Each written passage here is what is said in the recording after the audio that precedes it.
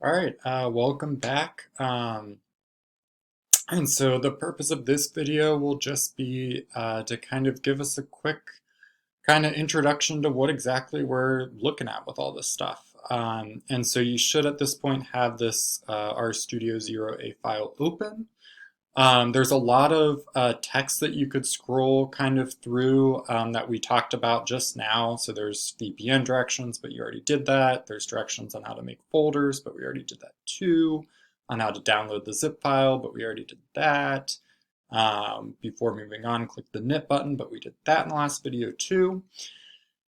And so we're kind of picking up around right here. And so we're gonna focus right now on this top left video, or top left window, which is our kind of our script window. And so you might kind of notice as you're scrolling through that this file is really a mix of just like regular text that you would see like in Microsoft Word or whatever an equivalent of that would be, mixed in with R code. And so you could tell what's what because our code is going to be inside this kind of darker background, whereas text like this that isn't our code is in this kind of white background. And so for most of this handout, we're not going to change any code at all. We're just going to run it and see what happens, for the most part at least, just as we're kind of introducing ourselves and getting used to what RStudio actually looks like. And so to run a line of code, all that you have to do is put your cursor in that line. So I just clicked there. And then if you're on a Mac, you would hit Command Enter. If you're on a PC, you would hit Control Enter. Once you do that, you should see the line of code that you just ran appear in your bottom left window, which we're going to call the console window. That'll be where a lot of the results from analyses that we run appear. And then for this particular code, it also just gives us some messages that we're not really going to worry about for now. As long as it doesn't say error, which it won't, you're kind of good to go from here. What this line of code does is just load in kind of a bunch of useful functions for us to be able to read in data as well as make some cool looking plots.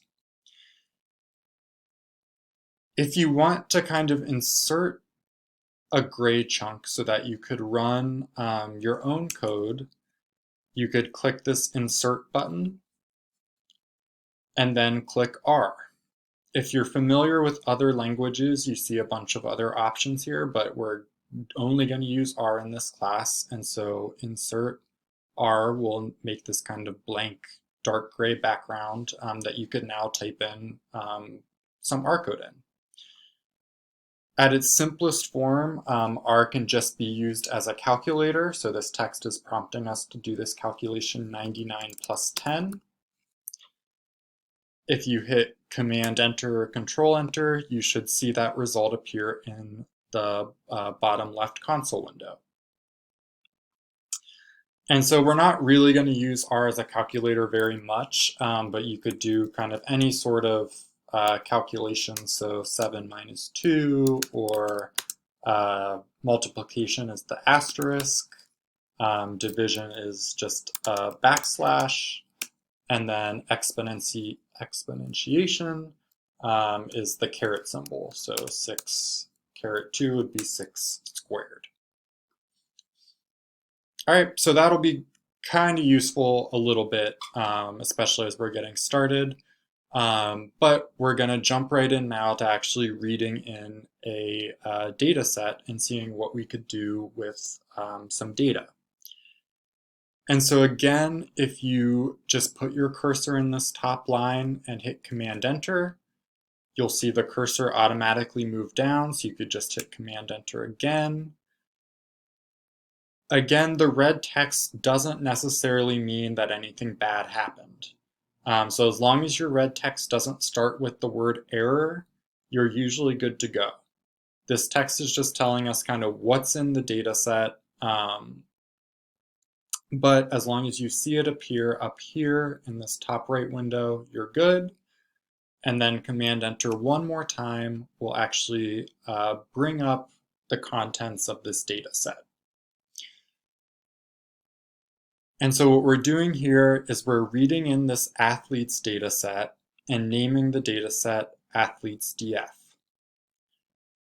This data set contains some pretty cool stuff, at least I think, because I like sports. But it's got variables from the 100 highest paid athletes of 2014, where pay includes the athlete's salary that either they're paid for from a team or their winnings from tournaments, as well as their endorsements, which comprise of money that they get for advertisements.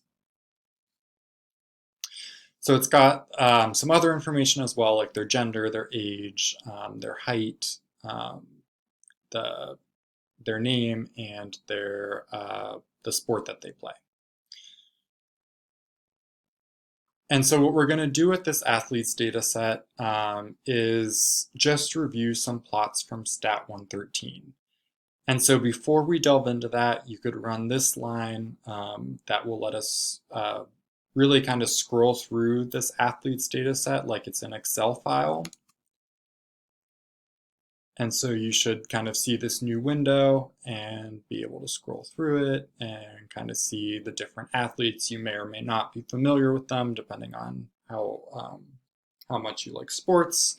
Personally, I recognize all the football ones, but not so much the baseball ones. But that's kind of what we're going to be working with for this first video. And so I'm going to kind of leave you off after this initial graph. And so again, for this initial R exploration, you're not going to really change very much code at all. You're just going to make sure that you could run stuff and see where it appears. And so this first graph is a bar plot, which you might remember from Stat 113 to look at a single categorical variable.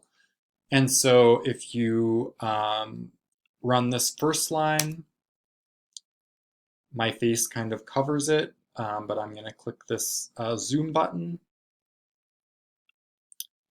And you should see the different counts of the different sports. And so we see that it looks like there's about 27 of the top 100 paid athletes are baseball players, and then basketball looks like it's second with about 18 or 19, and then football's third, soccer's fourth, and so you could kind of interpret this bar chart just like you would have in Stat 113.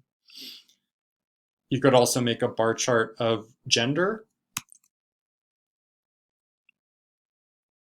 and it's probably not super surprising that I think 97 of the top 100 paid athletes identify as male, and then there's 3 female athletes in the top 100. And so again, you don't have to change the code, but kind of try to look at it and recognize different things about it. Like you see this geom bar, and so that must mean, okay, bar for a bar plot. You see this variable sport, and so that must be how we tell it that we wanted sport on the x-axis, because that got changed to gender when we wanted gender on the x-axis. And so we can kind of start making those connections. What you'll do for the rest of this handout is just answer the questions that go with each graph. And so I've tried to mark with a little BR where you're supposed to type in an answer. And so what you would do here is, what is the sport with the most athletes in the top 100? We just saw that that was baseball.